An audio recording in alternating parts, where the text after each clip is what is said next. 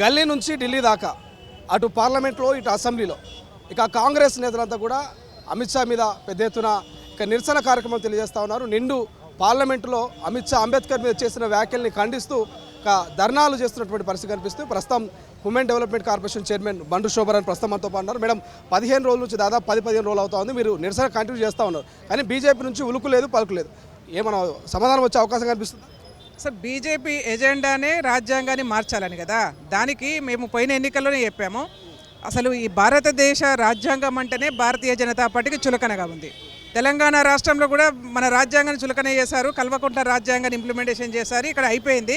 ఇక్కడ మన భారత రాజ్యాంగాన్ని ఇంప్లిమెంటేషన్ చేసుకుంటా ఉన్నాము. ఇవాళ భారతదేశం అంతా కూడా భారతీయ జనతా పార్టీ వాళ్ళ యొక్క ఎజెండాని ఇంప్లిమెంటేషన్ చేయడం కోసం ప్రయత్నాలు చేస్తూ ఉంది. దానిలో భాగంగానే ఒక్కొక్క స్టెప్గా ఒక ఇష్యూ రాగానే, ఇవాళ ఆదాని ఇష్యూ రాగానే అంబేద్కర్ ఇష్యూ తీసుకొస్తున్నారు. అంటే వాళ్ళు ఎస్కేపిజం, ఒక ఇష్యూ నుంచి ఇంకో ఇష్యూకు షిఫ్ట్ అయిపోతూ ఉంటారు.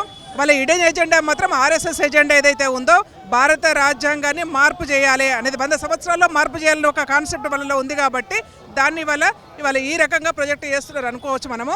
దాంట్లో ఏంటంటే ఏ రాజ్యాంగం మీద అయితే మనం ప్రమాణ స్వీకారం చేశామో, ఆ రాజ్యాంగంను కాపాడుతామని చెప్పేసామో, ఆ రాజ్యాంగంలో ఉన్నటువంటి విలువల మీద ప్రమాణం చేశామో, ఇవాళ అదే రాజ్యాంగాన్ని కించపరిచే విధంగా రాజ్యాంగ సృష్టికర్త ఎవరైతే ఉన్నారో, రాజ్యాంగ నిర్మాత ఎవరైతే ఉన్నారో బాబాసాహెబ్ అంబేద్కర్ గారిని అవమానించినటువంటి పరిస్థితి పార్లమెంట్లో చూసాం. ఇవాళ వాళ్ళు అంటా ఉన్నారు అంబేద్కర్ అంబేద్కర్ అంబేద్కర్ అని చెప్పేసి, అంబేద్కర్ నామ స్మరణ చేసే కన్నా భగవంతుని నామ స్మరణ చేయండి అని చెప్పేసి మేము చెప్తా ఉన్నాం. అనగారిన వర్గాలకు అంబేద్కరే ఒక దేవుడు, అనగారిన వర్గాలకు అంబేద్కరే ఒక దేవదూత. కాబట్టి అనగారిన వర్గాలందరూ కూడా అంబేద్కర్ని కొలుసుకుంటారు. కాబట్టి మీకు చేతనైతే అంబేద్కర్ను కొలవండి, లేదనుకుంటే మీరు ఈ ప్రభుత్వం నుంచి వైదొలగండి తప్పిస్తే భారతదేశం ప్రపంచ దేశాలన్నింటిలో కూడా ప్రధానమైనది, అత్యంత విలువైనది, అత్యంత ప్రజాస్వామికమైనది భారత రాజ్యాంగం. ఈ భారత రాజ్యాంగాన్ని ప్రపంచ దేశాలన్నీ కూడా పొగుడుతూ ఉంటే భారతదేశ పరిపాలకులైనటువంటి అమిత్ షా లాంటి వాళ్ళు, ఆర్ఎస్ఎస్ లాంటి వాళ్ళ వల్ల మన రాజ్యాంగాన్ని కించపరిచే విధంగా మాట్లాడుతూ ఉన్నారు. అందుకే ఇవాళ కాంగ్రెస్ పార్టీ పూర్తి స్థాయిలో చెప్తా ఉన్నాము, అమిత్ షాని వెంటనే బర్తరఫ్ చేయాలి, భారత రాజ్యాంగంని కాపాడుకుందాం, అంబేద్కర్ గౌరవించుకుందామని చెప్పేసి మేము తెలియజేసుకుంటాం. మీరేమో భారత రాజ్యాంగ నిర్మాత అంబేద్కర్ని అవమానపరచడం అంటున్నారు, వాళ్ళేమో భారత రత్న ఇచ్చి మేము ఆయన గౌరవాన్ని పెంచడం అంటున్నారు. సో ఏది నమ్మాలి? ఒక రకంగా భారత రత్న ఇచ్చినట్టే ఇస్తున్నారు, రాజ్యాంగాన్ని అవమానపరుస్తూ ఉన్నారు. మనందరికీ కూడా తెలుసు, నేను ఇంతకుముందు చెప్పినట్టుగానే ఆర్ఎస్ఎస్ ఎజెండాలో భారతీయ జనతా పార్టీ పోతా ఉంది. ఆర్ఎస్ఎస్ ఎజెండా ఏముందండి? 100 సంవత్సరాలలో భారత రాజ్యాంగాన్ని మార్పులు చేయాలి, లేకపోతే కొత్త రాజ్యాంగం నిర్మించుకోవాలని చెప్పేసి ఆర్ఎస్ఎస్ ఎజెండాలో ఉన్నది. కాబట్టి దాని ప్రకారం వాళ్ళు పోతా ఉన్నారు. ఒకవైపు అంబేద్కర్కు భారతరత్న ఇచ్చారంటే మొత్తం భారతదేశం అంతా ప్రజలందరూ కూడా కోరుకున్నారు కాబట్టి ఇచ్చారు. మీరు ప్రేమతో ఇచ్చారని మేము అనుకోవట్లేదు. మరి ఇచ్చిన వాళ్ళు వాళ్ళ అంబేద్కర్ని స్మరించొద్దని ఎందుకు చెప్తా ఉన్నారు మీరు? అంటే మీ మనసులో ఉన్నటువంటి మాటలు ఏందో వాళ్ళు బయటకు వస్తూ ఉన్నాయి. కాబట్టి ఈ భారతదేశము బడుగు బలైన వర్గాలు మెజారిటీగా ఉన్నటువంటి భారతదేశం. ఇది అనేక కులాలతోని, అనేక మతాలతోని కూడుకున్నటువంటి దేశము. ఇది ఒక్కరి కోసమే ఉన్నటువంటి భారతదేశం కాదు. వాళ్ళు చెప్తున్నటువంటి హిందూ ఎజెండాని ఇంప్లిమెంటేషన్ చేయాలంటే కుదరదు. కాబట్టి ప్రజాస్వామిక ఎజెండా ఏదైతే ఉందో, ప్రజాస్వామికంగా ఉన్నటువంటి భారత రాజ్యాంగం ఏదైతే ఉందో దాని వల్ల ఇవాళ మైకు మీరు ముందర పెట్టారు, నేను మాట్లాడగలుగుతున్నా అంటే బాబాసాహెబ్ అంబేద్కర్ గారు ఇచ్చినటువంటి హక్కుతోనే మాట్లాడగలుగుతున్నా. కనుక కాంగ్రెస్ అంబేద్కర్ని అడ్డు పెట్టుకొని రాజకీయాలు చేస్తున్నారు. ఎందుకంటే ఇతర పార్టీలు ఏవి కూడా మీ లెక్క నిరసన తెలపట్లేదు. బీఆర్ఎస్ కావచ్చు, ఇతర పార్టీలు అంటే కేవలం నిజంగానే అంబేద్కర్ పేరు చెప్పుకొని రాజకీయాలు చేస్తుందా కాంగ్రెస్?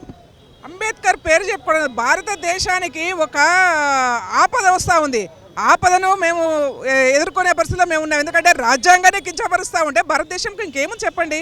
ప్రపంచ దేశాలు పొగుడుతున్నటువంటి భారత రాజ్యాంగాన్ని మీరు అవమానపరుస్తూ ఉంటే, ఒక ప్రతిపక్ష పార్టీగా మా రాహుల్ గాంధీ గారు మాట్లాడితే మీకు భయం లేకపోతే, మీకు ఏమాత్రం వెన్నుల భయం లేకపోతే, బాబాసాహెబ్ అంబేద్కర్ అంటే గౌరవం ఉంటే, భారత రాజ్యాంగం అంటే గౌరవం ఉంటే మీరు రాహుల్ గాంధీకి ఎందుకు అరెస్ట్ చేయాలనుకుంటారు? ఎందుకు అసెంబ్లీకి పార్లమెంట్కి రాకుండా చేయగలుగుతున్నారు? ఎందుకు అరెస్ట్ చేయాలని చెప్పేసి మీరు కుట్రలు పన్నుతూ ఉన్నారు? మీరు దమ్ముంటే పార్లమెంట్లో డిబేట్ చేయండి. పార్లమెంట్లో డిబేట్ చేసే వ్యక్తి లేదు. ఎక్కడైనా సరే ఇవాళ కాంగ్రెస్ పార్టీ భారత రాజ్యాంగాన్ని కాపాడుతుందేమో, మళ్ళీ మా హక్కులు పోతాయేమని చెప్పేసి భారతీయ జనతా పార్టీ చూస్తుంది. మేమేమనుకుంటున్నామంటే 100 కోట్ల ప్రజలు ఉన్నటువంటి భారతదేశంలో ఎవరికైతే అనేక మందికి బడుగు బలహీన వర్గాలకు మాట్లాడే హక్కు, కొట్లాడే హక్కు, ప్రశ్నించే హక్కు, ధర్నాలు చేసే హక్కు భారతదేశంలో కల్పించబడ్డాయో ఆ రాజ్యాంగాన్ని కాపాడుకోవాలని కాంగ్రెస్ పార్టీ భావిస్తూ ఉన్నది. కాబట్టి బడుగు బలహీన వర్గాల కోసం, పేద వర్గాల కోసం తప్పకుండా మేము కొట్లాడతాం. Thank you so much. ఇది మొత్తం మీద భారత రాజ్యాంగ నిర్మాత అంబేద్కర్ అవమానిస్తే ఊరుకోమంటూ కూడా ఇక బండ్రు శోభన్ అని చెప్తున్నటువంటి పరిస్థితి. మొత్తం మీద కాంగ్రెస్ నేతలు అయితే ఢిల్లీ నుంచి గల్లీ దాకా పెద్ద ఎత్తున ఒక ఉద్యమ నేపథ్యం లాగానే ఈ యొక్క అంశాన్ని తీసుకుపోతా ఉన్నారు. బేషరతుగా క్షమాపణ చెప్పాలి, బీజేపీ దీని మీద స్పందించాలంటూ కూడా వాళ్ళు కోరుతున్నటువంటి పరిస్థితి. కెమెరా పర్సన్ సతీష్తో శ్రీశైలం, తొలి వెలుగు, ట్యాంక్ బండ్. అసలైన తొలి వెలుగు. ఫాలో వాట్సాప్ @తొలి వెలుగు official.